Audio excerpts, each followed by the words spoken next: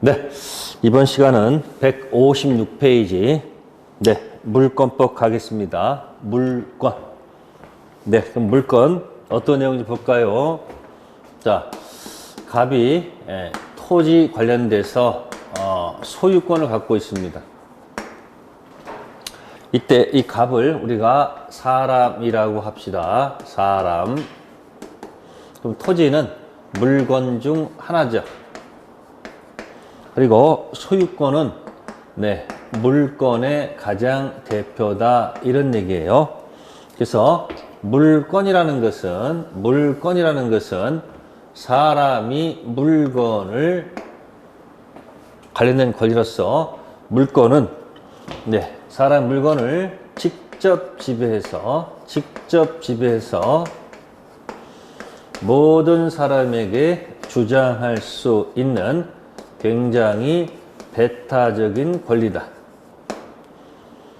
자, 그렇다 한다면 또 이 물건은 내 거니까, 배타적 권리니까 양도성이 자유롭게 보장되겠죠. 그러면 이 직접 지배한다는 거. 자, 그럼 또 상대방도 봅시다. 상대방 을은 돈을 갖고 있네요. 대금에 대한 소유권을 가지고 있습니다.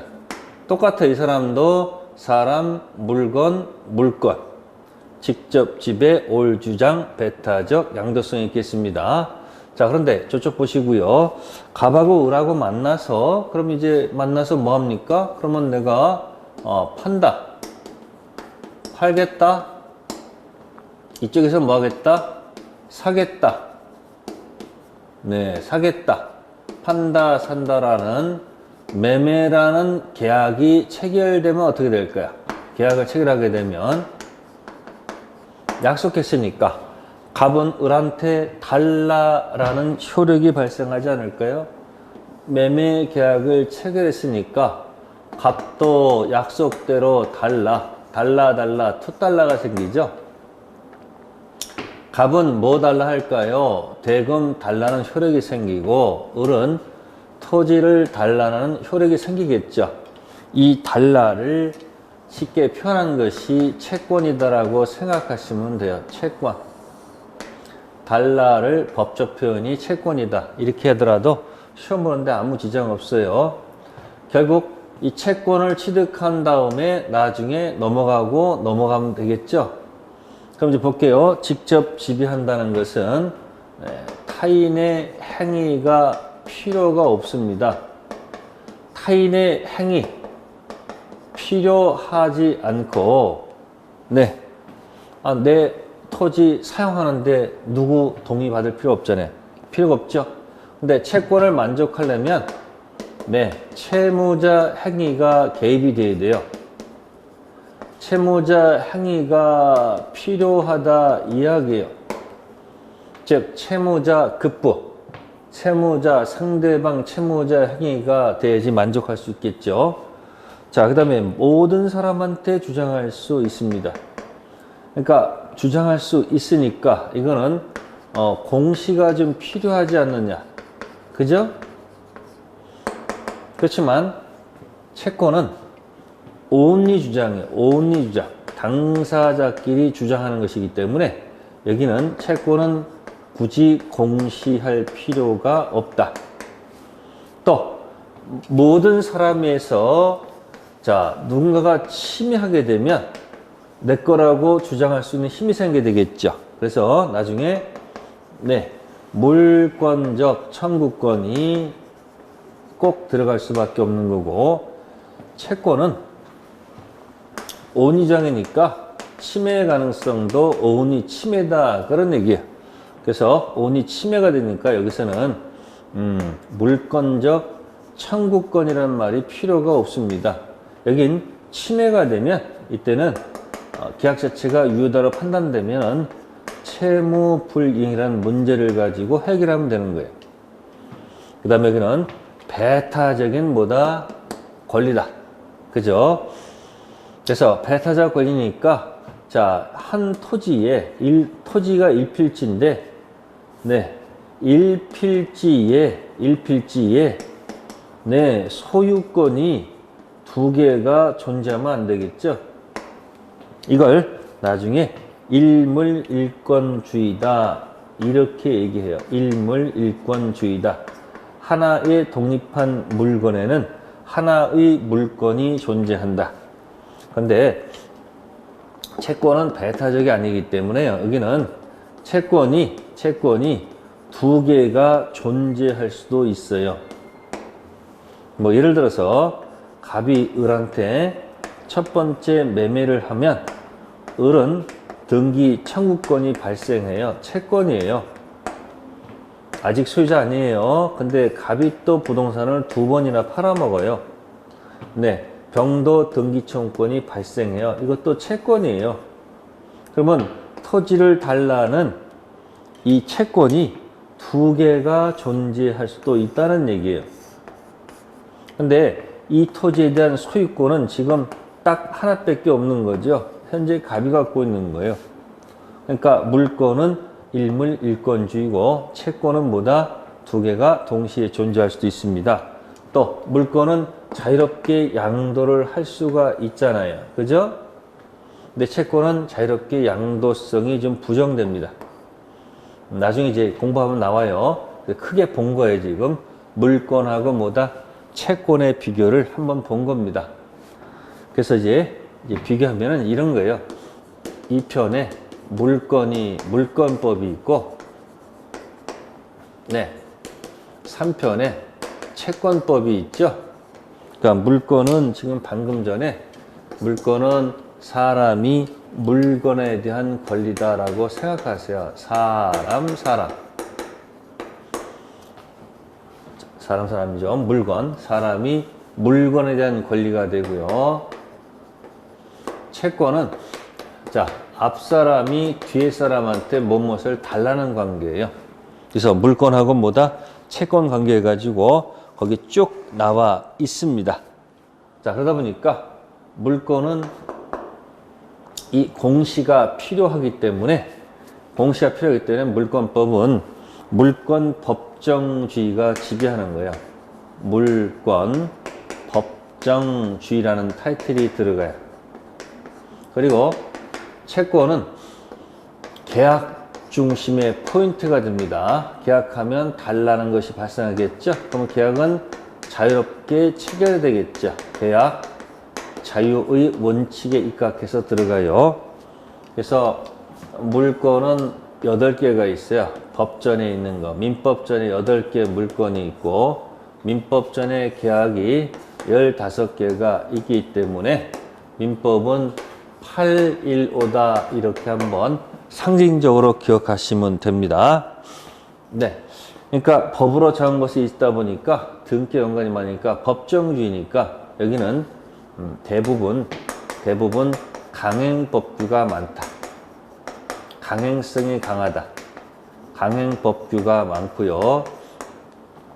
채권법은 여기는 계약 자유가 있으니까요. 대부분 네, 임의법규가 많다는 거 이렇게 큰 특질을 가지고 지금 펴서 왔다 갔다 하고 있습니다.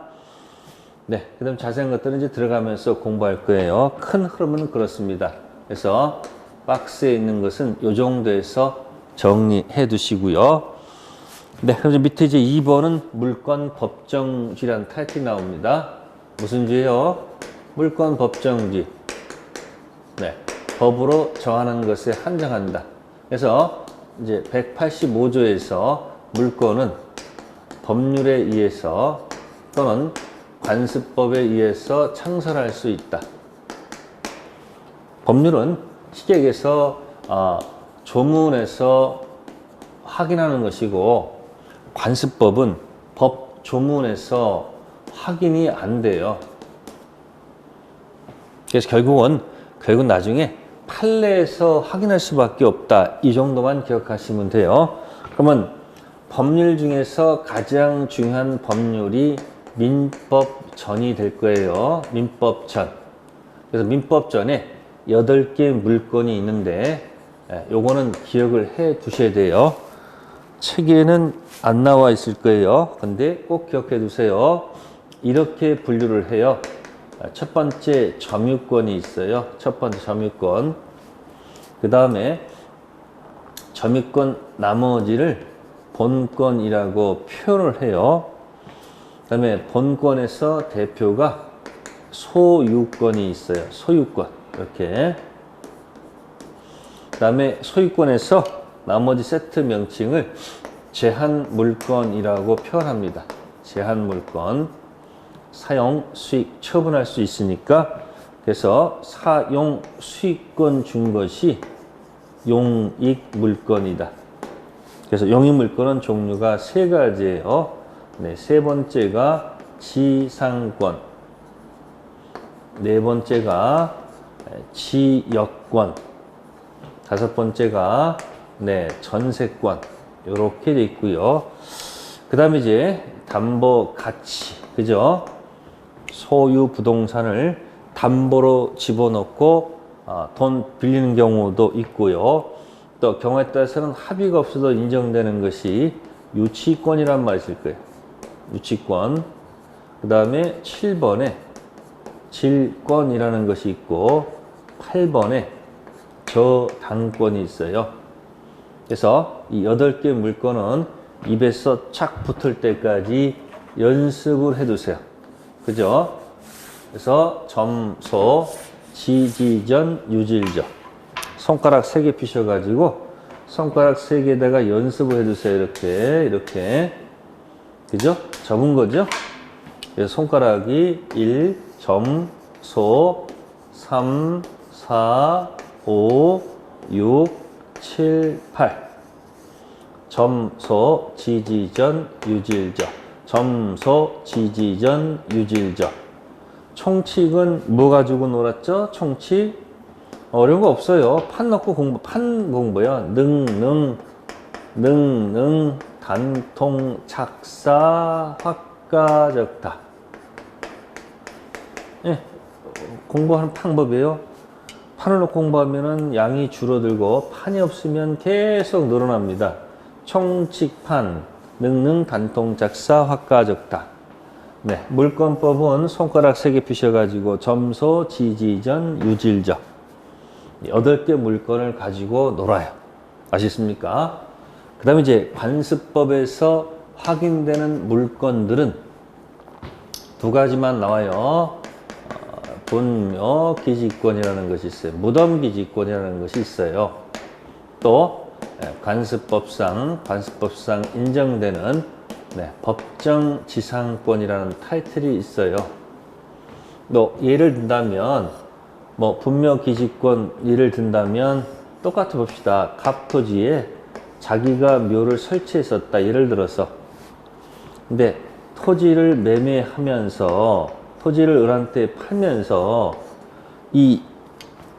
이거 묘를 갖다가 다른 것으로 이장한다는 특약이 없다면 계속 묘를 쓸 권한이 있어야 되지 않을까요? 그래서 이장 특약이 없다면 이 갑은 이 무덤 기지권을 간다는 얘기고, 또 이런 경우가 있을 거예요. 갑 토지에 갑의 건물이 있었다.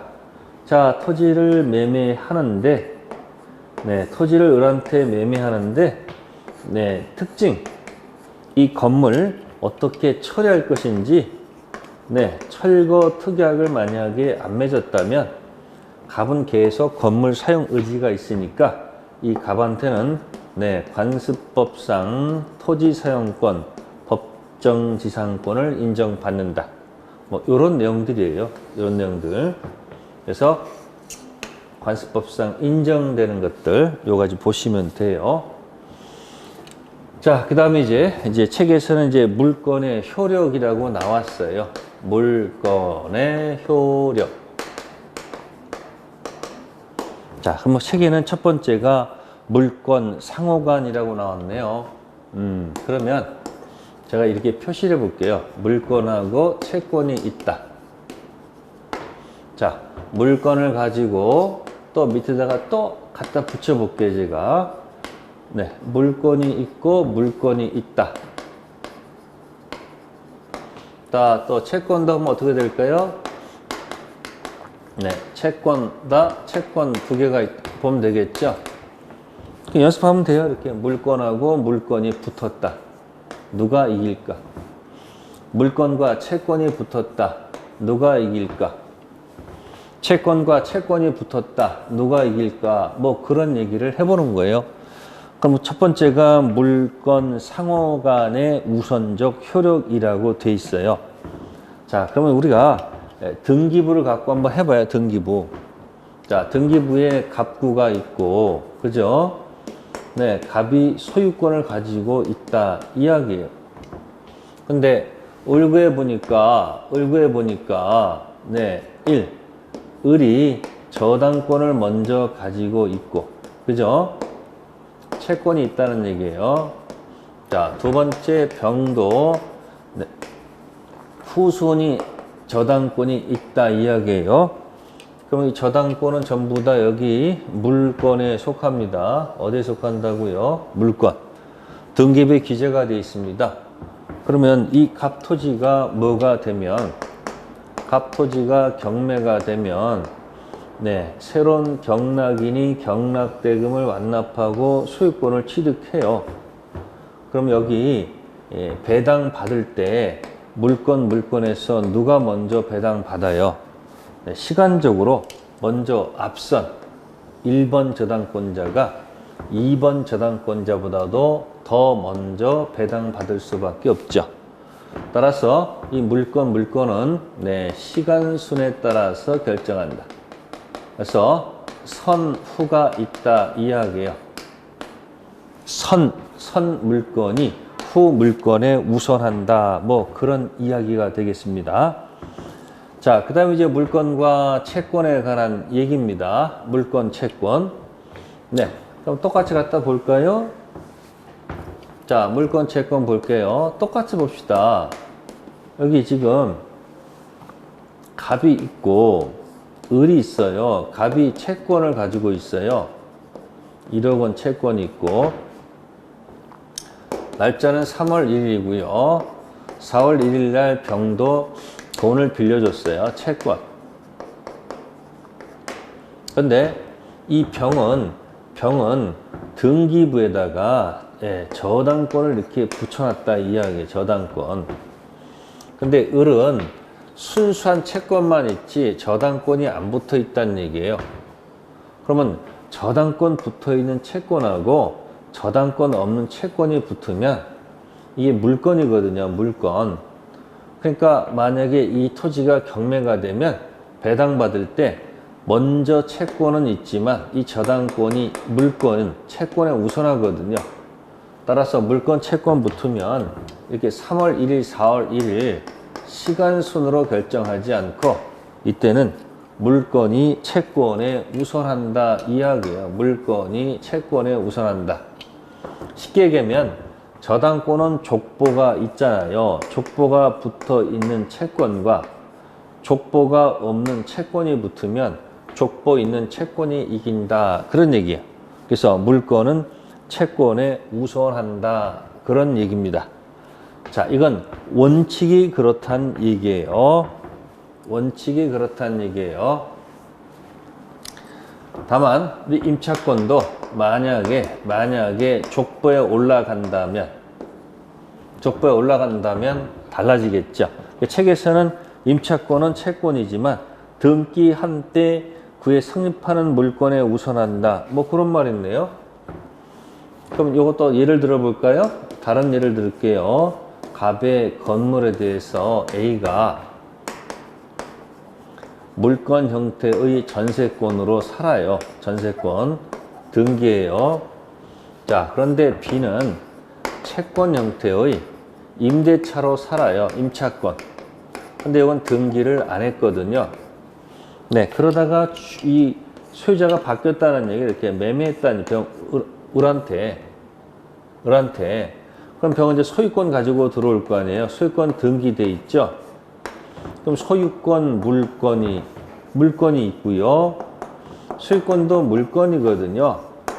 그럼 여기 같은 물건끼리 충돌이 일어나면 자, 이것도 등기된 물건이고 등기된 물건이면 네, 이 등기가 이 등기가 빠르잖아요. 그러니까 이건 뭐다? 물건은 뭐에 따라서 등기된 시간 순서에 따라서 서열을 결정하면 되고, 요거는 등기된 물건인데 위에 채권은 등기 안 된 채권이잖아요. 그러니까 족보 없는 것하고 있는 것 하게 되니까 이때는 뭐가 우선한다? 네, 물건이 뭐 한다? 채권에 우선한다. 따라서 앞에 전세권은 이렇게 주장할 수 있는 거 계속 주장할 수 있는데 채권은 얘한테만 하지 주장할 수가 없으니까 쫓겨난다는 얘기예요. 근데 혹시 이것이 임차권이 만약에 족보에 올라간다면 그때 이제 물권화가 되기 때문에 족보가 있으니까 그때는 대항할 수 있겠죠. 그래서 원칙 예외를 가지고 하는 얘기예요. 자, 그다음에 채권은 이건 서열이 없어요. 서열이 없고 선행주의 참고사항이에요. 먼저 행하는 자가 이긴다. 그죠? 먼저 가져가는 자가 임자입니다. 네, 그 정도 기억하시고요. 자, 그 다음에 이제 물권적 청구권 나오네요. 물권적 청구권. 그죠? 물권적 청구권이란 말 나오네요. 그럼 이게 도대체 무슨 말인가? 보세요.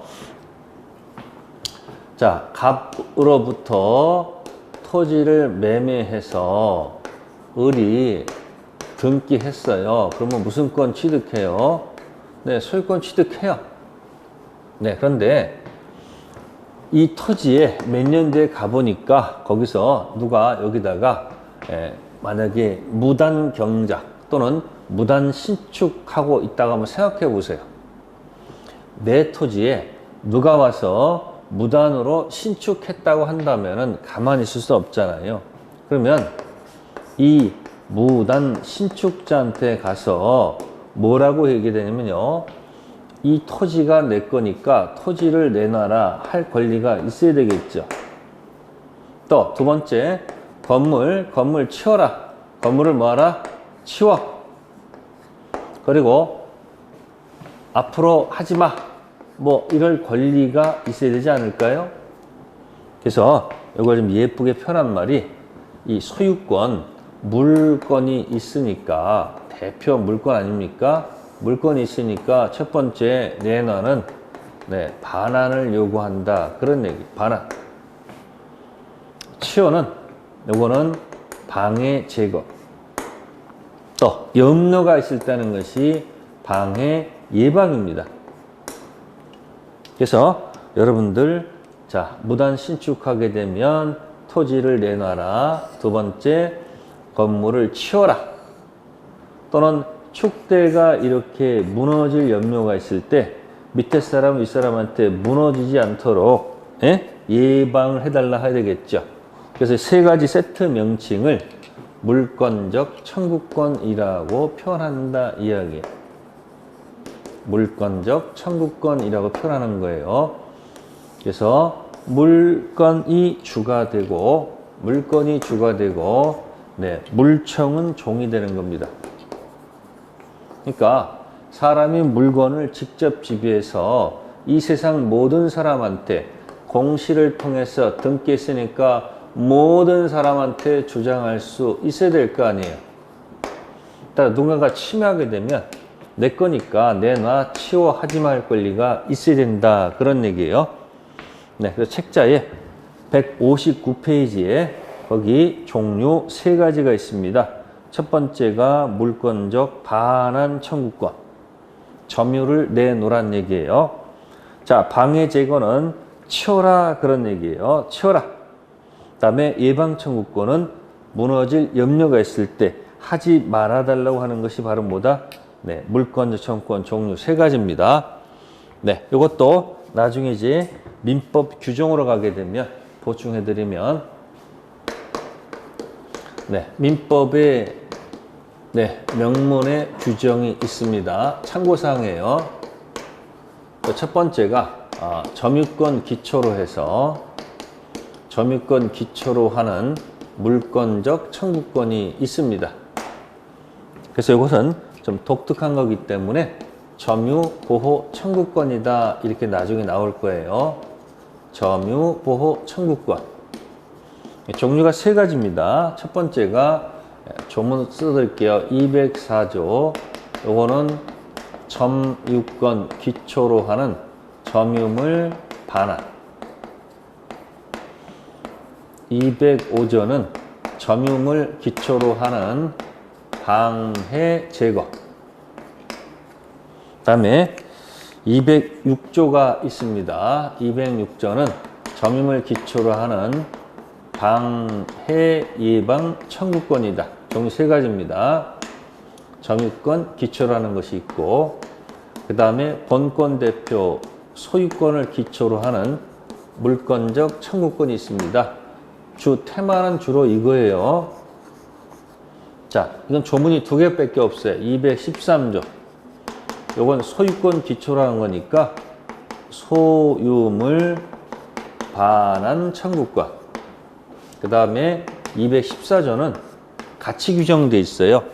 뭐하고 뭐를 소유물 방해 제거하고 방해 예방 청구권 이렇게 돼 있습니다. 그 다음에 이제 세 번째는 뭐냐면 준용 규정이 있어요.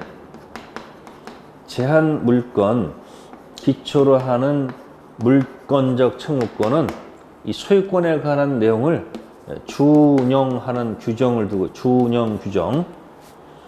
그래서 이거 나중에 공부하실 겁니다. 첫 번째가 213조하고 214조를 몽땅 준용하는 데가 지상권하고 전세권은 몽땅 준용을 하고, 두 번째는 213조는 준용하지 않고 방해 제거, 방해 예방만 준용하는 경우가 있어요. 이건 점유를 요소로 하지 않는 지역권하고 저당권. 그 다음에 아예 준용 규정이 없어요. 아예 준용 규정이 없는 경우가 있는데 하나만 기억하세요. 유치권. 그래서 요 제한물권, 물청 이런 내용들은 이제 여러분들이 이제 1월달, 2월달, 3월달, 4월달 가서 보다 구체적으로 공부할 내용이라는 것만 참고 삼으면 돼요. 네, 여기까지가 물권적 청구권 이야기가 되는 겁니다. 자, 그럼 이제 지금까지 한 거 보시면 다시 돌아가서, 그러면 이제 아까 있습니다만 여기 사람의 물건을 직접 지배해서 모든 사람한테 주장하려면 여기 또 뭐가 필요해요? 공시가 필요하지 않을까, 그런 얘기예요. 그죠? 공시가 필요하다. 자, 그럼 이제 공시가 필요하다는 얘기는 모든 사람한테 뭐 하기 위해서 주장해서 필요하겠죠. 그래서 159페이지 가시면 물권 변동과 공시 제도가 나와요. 네, 그럼 몇 가지 내용을 볼게요. 자, 연습을 해볼게요. 물권 변동은 나중에 이렇게 나와요. 법률 행위라는 단어가 있어요. 그래서 법률 행위란 물권 변동이 두 가지가 있는데, 하나는 법률 행위 아닌 것들, 법률 행위인 것들. 그래서 이쪽은 뭐 건물을 신축한다든지 또는 상속받는 경우. 자, 법률 행위 대표는 이제 가장 대표가 매매 계약을 통한 소유권 취득 또는 이제 교환 계약을 통한 소유권 취득. 네. 그러면 물권 변동이 일어나기 위해서는 우리가 공시가 필요하다, 이런 얘기예요. 공시가 필요하다. 그래서 주로 요쪽 거 가지고 놀아요. 어디고? 법률 행위로 인한 이 물권 변동은 이 공시가 필요하다라는 포인트가 들어가. 공시. 그럼 이제 물건 중 부동산이 있으면, 그죠? 부동산이 있단 말이에요. 부동산. 또 물건에는 동산도 있거든요. 그럼 이거 내 거다 알리는 방법은 등기를 통해서 알린다. 그 다음에 동산은 인도, 점유 이전을 가지고 노는 거야. 점유라고 해. 점유. 등기, 점유. 물론 이거 말고도 이 수목 같은 경우에도 이 수목을, 자, 이거 내 거다. 수목 집단입니다. 수목 집단을 갖다 알리는 방법은 임목에 관한 법률에서 등기가 있고요. 법률에는 등기 임목이 있고요. 이제 관습법상 인정되는 명인 방법이라는 공시도 있어요. 명인 방법. 어쨌든 이런 것도 있다는 얘기예요. 근데 포인트는 여기 등기하고 점유다 그런 얘기예요. 자, 그러면 이 등기 점유가 항상 진정한 권리자가 아닐 수도 있어요. 혹시 등기된 자가 권리자가 아닌 경우 무권리자. 이게 무슨 얘기냐? 원래 갑이 진정한 소유자야. 진정한 소유자입니다. 이 갑 등기를 지워서 위조해서 위조 등기한 경우에요. 그래가지고 슬그머니 병한테 이렇게 매매할 수 있다는 얘기예요. 그럼 병은 당연히 현재 등기부에 의뢰되어 있으니까 이 등기라는 공시를 신뢰했더니만 힘을 안 실어준다 이런 얘기예요. 그러면 힘을 안 실어주게 되면 병이 어차피 여기다 등기 쳐봐야 이 등기는 무효 등기야. 그래서 거꾸로 병이 굉장히 슬프고요. 오히려 갑이 보호받는 결과가 됩니다. 그래서 등기의 공신력을 인정하지 않으면 진정한 소유자가 보호받고 믿는 자는 보호를 못 받는 이런 현상이 나타나고, 그 다음에 점유하는 사람이 혹시 무권리자예요. 무권리자. 혹시 이렇게 팔 권리가 없었다는 얘기죠. 그럼 갑이 이제 갑이 이제 진정한 소유자가 되겠죠. 진정한 소유자. 설령 이렇게 팔았다 할지라도 이 동산 점유를 공시를 뭐했다? 신뢰했다 이야기예요. 신뢰했다. 힘을 실어준다 이야기예요. 그래서 동산 점유는 공신력이 있다. 그럼 여기는 거꾸로 병이 기쁘고 갑이 슬퍼진다 이런 얘기예요. 그래서 우리 민법은 자, 등기에는 공신력을 인정하지 않아요. 근데 동산 점유는 공신력을 인정하고 있다는 겁니다.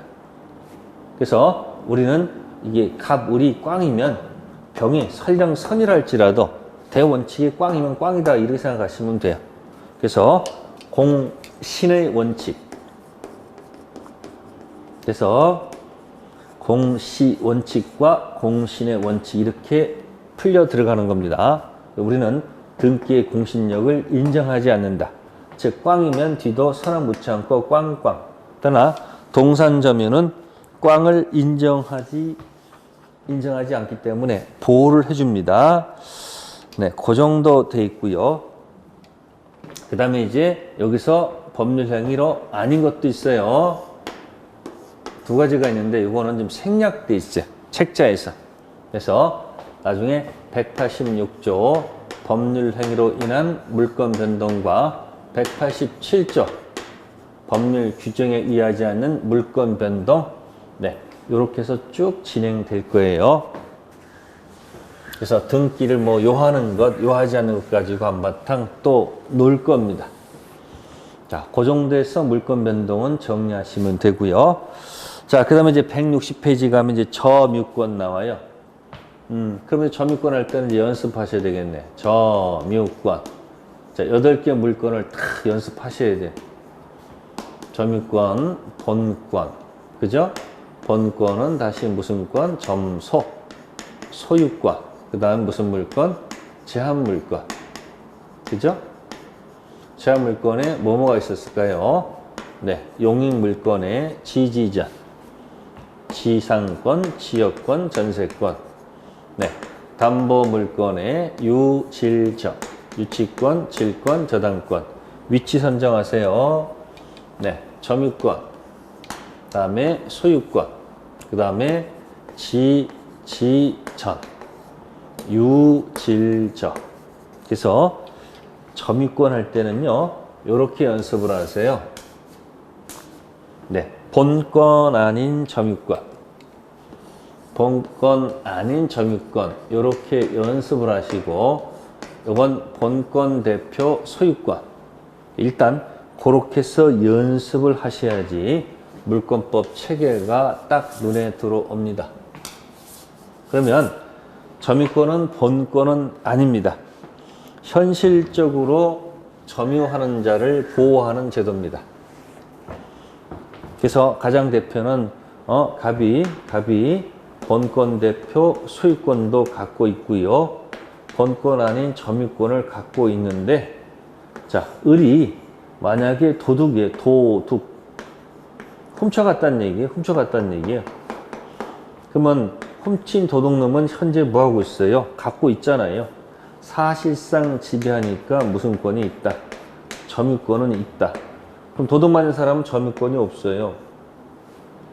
근데 도둑이 가져가 봐야 소유권은 여전히 갑한테 있지, 을한테는 무슨권이 없다. 소유권이 없어요. 그러니까 도둑 맞은 사람은 본권 대표 소유권은 있고 본권 아닌 점유권은 없고, 그죠? 그 다음에 도둑은 본권 대표 소유권 없고 본권 아닌 점유권 있다. 그럼 이게 뭐 도둑놈 보호하려고 만든 이런 것은 아니에요. 어쨌든 극단적으로 가면 그렇다, 그런 이야기입니다. 네, 그래서 그 정도, 점유권의 정도만 기억하시면 이 점유권은 뭐 관계없이, 본권 관계없이 현실적 점유하면 인정하고 없으면 없는 게 점유권. 그래서 여러분들이 점유할 권리, 점유할 권리는 점유권처럼 보이죠? 근데 무슨 권이 아니다. 점유권이 아니고 본권이다. 그래서 점유권하고 본권을 좀 구별할 줄 알아야 됩니다. 그러니까 훔친 도둑은, 그죠? 연습하세요. 훔친 도둑은 점유할 권리, 본권은 없다. 본권은 없습니다. 그러나 현재 무슨 권은 갖고 있다는 거, 점유권은 있다. 이렇게 연습하세요. 점유할 권리는 무슨 권이 아니고 점유권이 아니고 본권이라고 연습을 해두시고, 훔친 도둑놈은 점유할 권리, 본권은 없어요. 그럼 현재 뭐하고 있다? 점유권은 있다는 거. 네. 뭐 책자에서는 특별한 내용은 없고요. 네, 거기 의에 보시면 사실상 지배에는 거기 점유 설정 의사는 있다고 뭐 색깔 들어가 있는데 큰 의미는 없어요. 자, 그 다음에 이제 160페이지 밑에 보면 점유 보조자가 나오고, 또 그 다음 페이지 간접 점유, 상속인 점유가 나와요. 네, 요거는 점유권의 예외다라고 기억하기. 자, 첫 번째가 보조자입니다. 네, 그러면 집에서 집 주인이 있어요. 집 주인이 있고, 그 다음에 가사 도우미가 있어요. 그죠? 집 주인이 집을 비워놓고 가사 도우미한테 집안일을 지시를 해가지고 청소를 시킨다. 자, 그 다음에 두 번째, 상점에 점주가 있어요. 상점에 점원, 점주. 그 다음에 가게에 알바생이 있어요. 밤새도록 알바하죠. 또 여러분들이 은행이 있습니다. 은행 법인이죠. 출납견이 있어요. 출납견. 돈 온통 하루 종일 돈 갖고 놀죠. 그러면 집주인, 가사도우미, 점주, 알바, 은행, 출납견. 그럼 둘이서 관계가 있을 거 아니에요. 그죠? 요것을 거기 보시면은 뭐라고 돼 있을까요? 거기 가사상, 영업상, 기타 유사한 관계. 그죠? 가사상, 영업상, 그죠? 관계 있죠? 자, 이걸 점유보조 관계라고 해요. 무슨 관계요? 점유보조 관계에서 이 가사 도우미, 알바생, 출납기원이 현재 사실상 지배를 합니다. 그죠? 사실상 지배는 하는데 이런 자들한테는 점유권을 인정할 필요가 없다. 없습니다. 그럼 결국은 이 집주인, 이 점주, 이 은행이 점유주라고 해요. 무슨 주? 네, 점유주. 이런 자들, 위에 있는 사람이 점유권이 있죠. 이 지시받는 이런 사람들을 법률 용어로 점유보조자라고 하는 거예요. 점유보조자. 그러니까 지금 점유주가 점유권이 있고 보조자는 말 그대로 보조자예요. 따라서 점유권을 인정받지 못합니다. 이게 포인트야. 현재 뭐하고 있어도 점유하고 있어도. 자, 그게 이제 보조자 이야기입니다. 자, 그 정도에서 기억하시면 돼요. 자, 그 다음에 이제 간접점유가 있어요. 간접점유. 나와 있는 거 제가 참 해볼게요. 자, 처음에 나온 지상권이라는 말이 있어요. 그럼 지상권에서 주인이 있어요. 주인이. 빌려 쓰는 사람이 있어요. 이 주인의 명칭을 지상권 설정자라고 해요. 주인을. 그럼 지상권 설정해준 자가 있고요. 빌려 쓰는 사람은 지상권자예요. 그러면 원래 갑이 현재 점유하다가 점유가 내려간 거예요. 그러면 지상권자는 현재 점유를 하고 있고, 그죠? 설정자는 현재 점유를 안 하고 나중에 반환받을 수 있잖아요. 그러니까 설정자는 무슨 점유자다?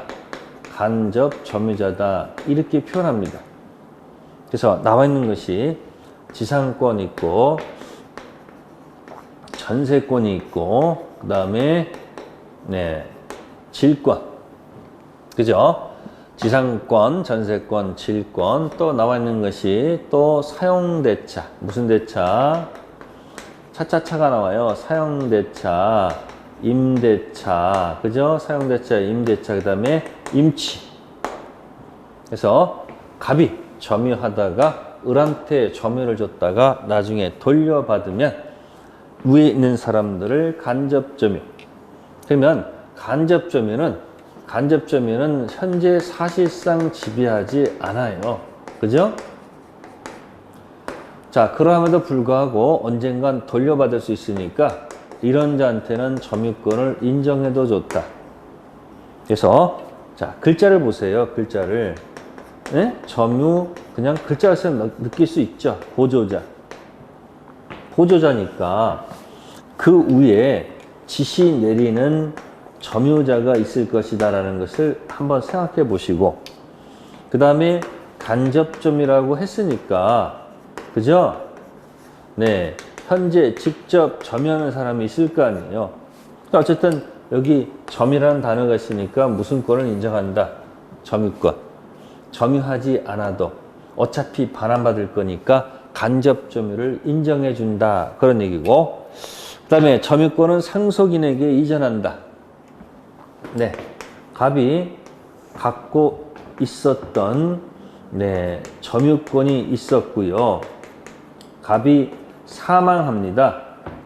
상속인은 사망 사실을 알든 모르든 점유권은 상속인에게 무조건 이전합니다. 자, 돌아가신 분이 제주도에 살고요. 네, 을이 서울에 살고 있다 하더라도 제주도에서 살고 있는 갑이 사망하게 되면 사망 사실을 알든 모르든 상속은 자동이기 때문에 현재 을이 가서 뭐 하지 않아도 점유하지 않아도 점유하고 있는 것으로 봐요. 상속인 나오면요, 머릿속에 이렇게 기억하세요. DNA가 같다. 그러면 이해가 될 거예요. 상속이 나오면 뭐가 같다? DNA가 같다. 그걸 기억하시고, 네, 그 다음에 추정적 효력들이 있을 거예요. 효력 중에서 1, 2, 3번은 생략하고 제일 중요한 거 4번 점유자하고 회복자 관계. 시험에 무조건 나와요. 그것만 설명드릴게. 점유자, 회복자. 시험에 자주 나옵니다. 자, 예를 들어서 뭐 이런 거예요. 갑이 등기가 돼 있어요. 근데 을이 위조를 해요. 네. 등기를 위조했다는 얘기예요. 그 다음에 을이 병한테 팔았다는 얘기다. 생각해보라는 얘기. 이렇게 팔았다. 그럼 병이 등기하고 점유를 하고 있다 이야기. 그러면 을은 팔았으니까 먹고 튀어야 되겠죠. 그래서 이 등기는 지금 지워졌고 근데 이 등기는 효력 발생 요건이지 효력 존속 요건이 아니에요. 따라서 이런 경우라 할지라도 네, 본권 대표 소유자는 갑이다 그런 얘기예요. 그럼 갑 입장에서는 먹고 튄 자가 아니고 현재 병한테 가서 이렇게 얘기할 거예요. 첫 번째 등기를 지워라. 이게 소유자를 사는 것이 반이면 이게 법률용어로 등기 지원은 방해, 제거, 청구권이다. 이게 214조를 얘기해요. 방해, 제거. 지워줘야 됩니다. 소유자가 병이 아니고 갑이기 때문에 병은 어쩔 수 없습니다. 그래서 무효등기에 공신력 없으니까 병이 슬프고 갑이 꽝이면 꽝. 이 등기가 꽝이니까 병 선악 묻지 않고 꽝꽝이다 그런 얘기예요. 두 번째는 소유자가요. 네, 점유를 내놔라 이렇게 들어올 거란 얘기예요. 점유 내놔가 법률 용어로 소유물 반환 청구권이다 그런 얘기야. 213조. 그래서 갑등기, 을위조, 병등기, 점유, 등기, 지워, 방해, 제거, 점유 내놔, 반환 청구권입니다. 자, 이때 점유를 내놓으라 하는 반환할 때 이 갑에는 이게 뭐가 되냐면 갑이 회복자가 된다 이야기예요. 회복자. 그러면 병은 지금까지 점유하고 있었던 자다 그런 얘기예요. 점유자. 그러면 갑은 회복자고 여태까지 점유했던 병 입장에서는 그죠? 돌려주긴 돌려줘야 되는데 그러면 지금까지 여태까지 점유하면서 그죠? 병이 선이 점유자라면 그죠? 자, 나눠집니다. 악이 점유자 나눠져요. 선이 점유자는 그동안 취득한 과실, 취득을 할 수 있기 때문에 이 취득한 과실을 돌려줄 필요가 없다 이야기예요. 부당 이득 반환할 필요가 없어요. 근데 악인은 과실을 취득할 권한이 없기 때문에 취득한 과실은 전부 다 반환해야 된다. 그래서 과실 취득권 관련돼서 하나가 튀어나오는 겁니다. 그리고 지금까지 내가 소유자라고 믿고 점유했기 때문에 보통은 과실을 소비하기 때문에 취득한 과실권 인정하고 부당이득 돌려줄 필요가 없다는 거예요. 또 혹시 점유하면서 물건에 대해서 멸실, 훼손한 것이 있다면 어떻게 할 것이냐 하는 문제가 발생합니다. 그래서 이것이 처음부터 남의 것이다 라고 인정해서 타주였다면 타주는 돌려줄 의사가 있기 때문에 여기는 선이고 악이고 묻지 않고 이건 전부 다 전부 배상해야 됩니다. 그러나 지금까지 내가 소유자라고 믿었다 한다면 무슨 점유? 자주 점유였다면 그죠? 네, 선의는 네, 현존 것만 돌려주면 되고 네, 악이었다면 전 배상 들어가면 돼. 그래서 소유자가 있었는가 없었는가 한번 따져봐야 되겠죠. 그 다음에 이제 비용 상환 청구권입니다. 이거 점유하면서 혹시 병이 수선 유지 필요비를 지출했거나 또 계량 비용, 유익비를 뭐 했다면, 지출했다면, 그죠? 이건 돌려받아야 됩니다. 그래서 점유자는 비용 상환 청구권이라는 타이틀을 가지고 공격해 들어가요. 비용 상환 청구권은 특징이 시험에 자주 나와요. 요거는 선의, 악의 불문하고 인정한다. 시험 테마에 자주 나옵니다. 그래서 필요비 달라. 무슨 비? 필요비, 유익비를 달라. 언제 달라 하는가 조심하셔야 돼요. 요거는 반환시입니다. 얘가 점유를 내놓으라고 할 때, 반환할 때 달라 들어가면 돼요. 그래서 필요비 현상 유지. 근데 이제 조문에서 과실을 만약에 취득했다 그러면 조문상 통상 필요비는 청구할 수 없도록 규정되어 있다는 거. 계량비용 유익비는 가액 증가가 현저한 경우 선택은 점유자가 선택하지 않고 회복자 선택에 따라 들어간다는 거. 그 다음에 유익비가 좀 금액이 클 거예요. 그래서 유익비에 관련돼서는 법원에 상환 기간을 연장을 요구할 수 있다는 거. 특히 이 203조를 잘 정리할 것. 자, 요거는 201조고요. 요거는 202조입니다. 그 책자에서는 201조, 202조, 203조 조문만 갖다 얹혀놨어요. 특히 그 203조를 잘 정리해 두셔야 됩니다. 물권법 오늘은 여기까지만 하겠습니다. 감사합니다.